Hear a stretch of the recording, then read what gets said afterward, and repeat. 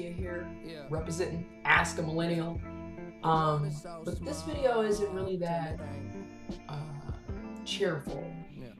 First of all, rest in peace, Mac Miller. Mac Miller passed away a day ago, September 7th, 2018, from an alleged drug overdose. There have been a lot of drug overdoses in my community in Flint, Michigan, in Genesee County, in Michigan, and around the country and around the world. Drug use is constantly being glorified in the entertainment arena for various reasons. It's not something that's just specifically with hip hop or rap music, because rock and roll, I mean, you know the saying, drugs, sex, and rock and roll. Music and entertainment, period, seems to glorify the usage of drugs, and also we have a society where instead of addressing root causes and getting solutions to root causes, we address the symptoms, and if we don't address the symptoms, we go around and we shame folks and we disrespect folks because they have an addiction or they're having a drug usage issue or problem. And when I think about Mac Miller, first of all, to give context, Mac Miller was a rap artist. He was an entertainer. He was an artist, a songwriter, a producer. You know, very gifted individual. Played instruments. Just amazing person, in my opinion. I first started listening to Mac Miller in 2009 when he was known as Easy Mac. And then, you know, Mac Miller came, and I have all of his mixtapes, because at that time, back in 2009, you know, almost 10 years ago, you went online, you went to, like, you know, BearShare, LimeWire, DatPiff.com, you know, SoundCloud, etc. to hear late, you know, underground music, you know. And I would get all the mixtapes for Mac Miller and other artists off of DatPiff.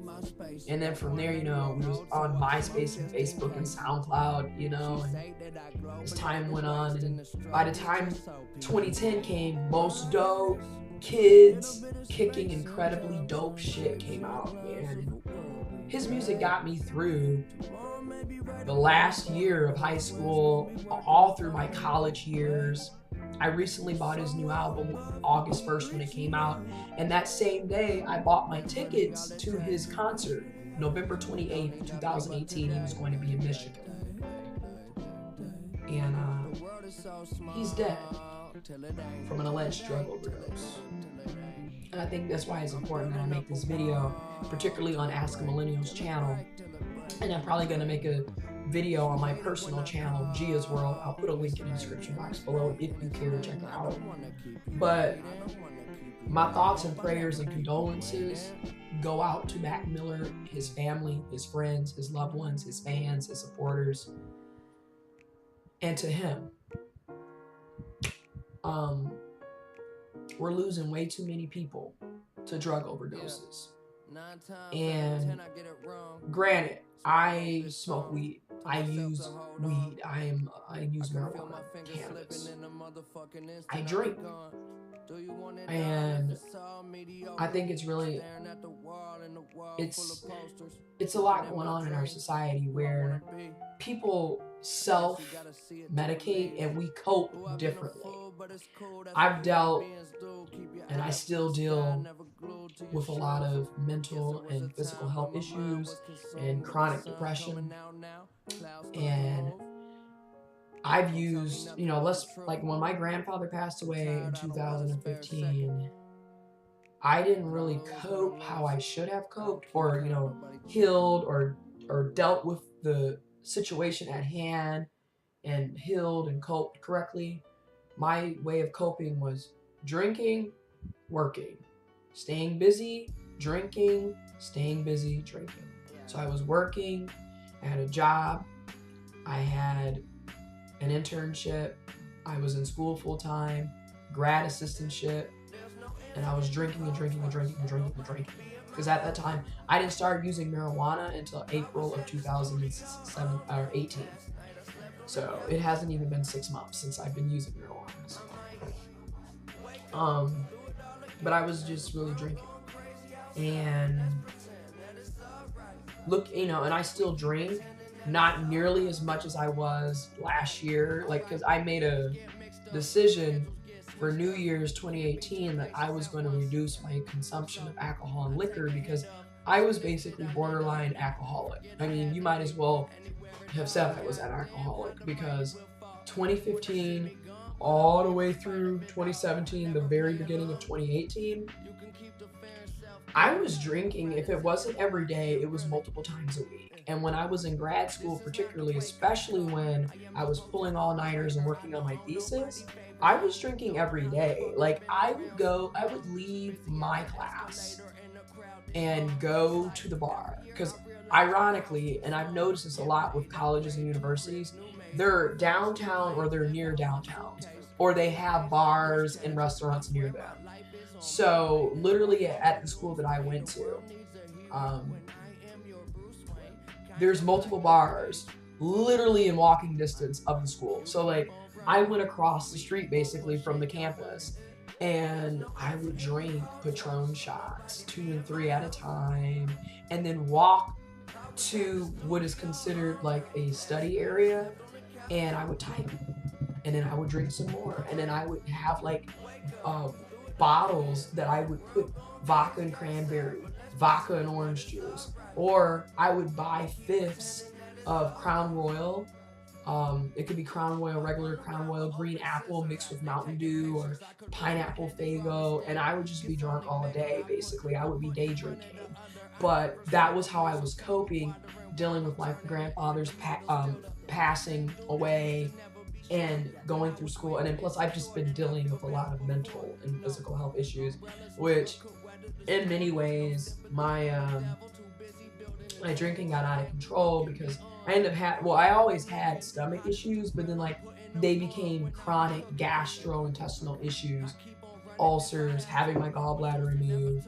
Like I was literally, and I'm still dealing with this. So I ended up realizing like, this isn't good. I'm sick all the time. I'm always throwing up. And that's another thing. I knew I was getting out of control because it was basically me drinking every day.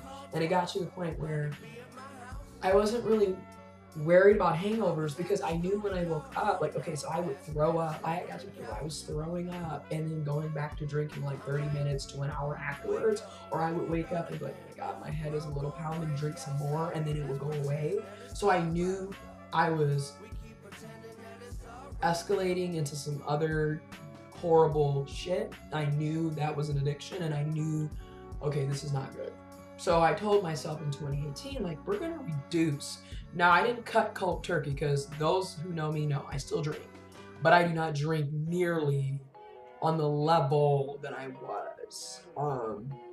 I started using marijuana in April of this year. April 15th or 14th to be exact, I started using edibles. And then 2 weeks later, literally at the end of April, I started smoking marijuana. Now I don't smoke, I mean there have been days where I've smoked multiple joints and blunts, or I would smoke multiple times a day or multiple times throughout the week. This week I haven't smoked since Monday because I've just been busy.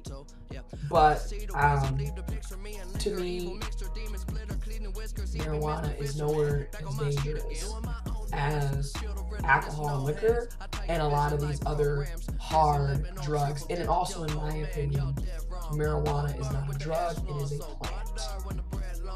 But what I'm saying is, I'm starting to examine myself and realize, like, hey,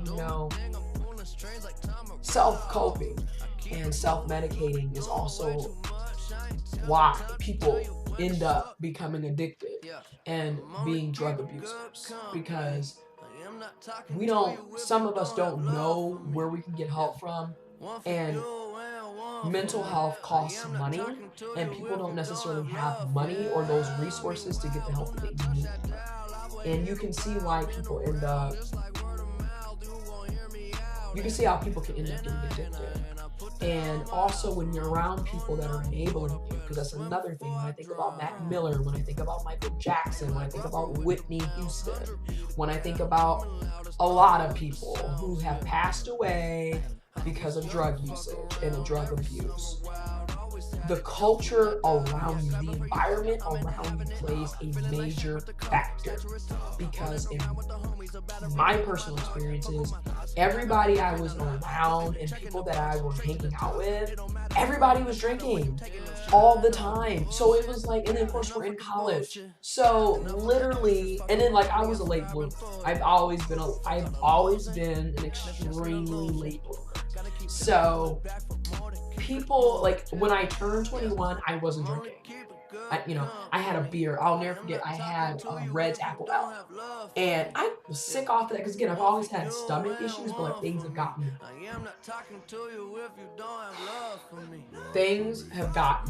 really bad. But I was a late bloomer. I didn't really get into drinking until after my grandfather passed away.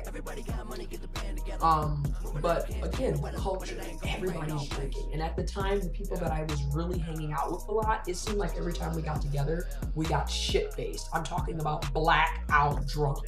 You don't even remember what happened. You don't even know where you are. You're waking up like with the banging headaches, throwing up. I mean, I would be puking my guts out.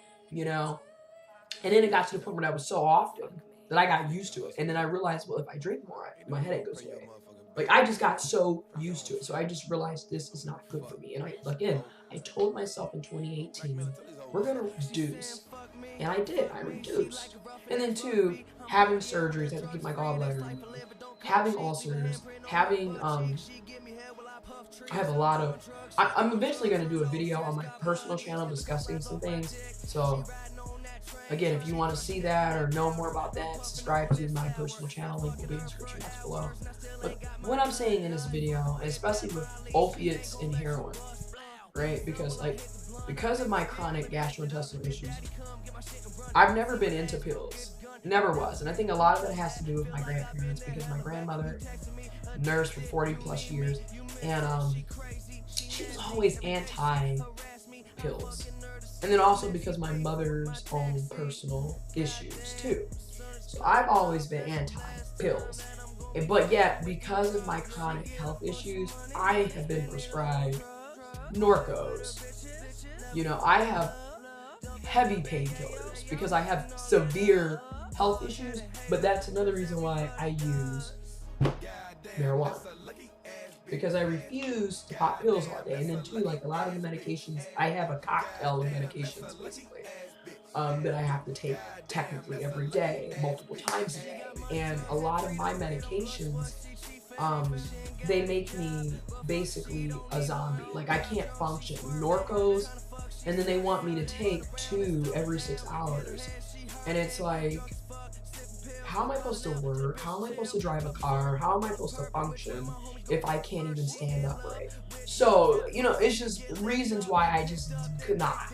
And that's why, again, marijuana. Or I just deal with, my pain tolerance is very high, which is probably another reason why, I have so many tattoos.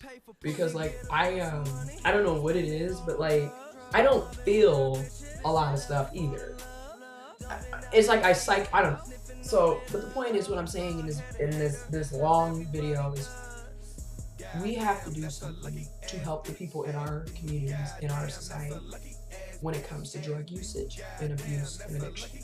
We have to do something. We're losing way too many people. People are family members, friends, community members, entertainers, celebrities, whoever it may be, are dying from drug addictions and overdoses and abuse every single day. Enough is enough. Again, rest in peace. She like double D's. Shawty can't lose. She play on both teams. Hell in her mouth. Her Becky fire.